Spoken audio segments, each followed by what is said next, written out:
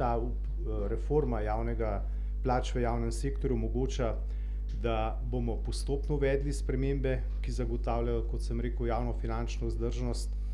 da bo sistem poenoten in pravičneje bomo vrednotili tudi delovna mesta, da bodo višje začetne plače za mlade, ki šele vstopajo na trg dela, in pa povezana odgovornost s plačilom in možnost nagrajevanja nadpovprečno uspešnih. Najnižja plača, kot rečeno, ni več osnovna plača, ni več nižja od minimalne, kar seveda pomeni, da tudi vsi dodatki, ki bodo izplačani k tej osnovni najnižji plači, se sedaj obračunajo od minimalne plače.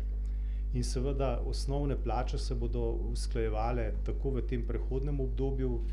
in potem kasneje z inflacijo, kar pomeni, da bomo na tak način nekako ohranjali vrednost plačila za delo z, bom rekel, dogajanjem na tem inflacijskem področju.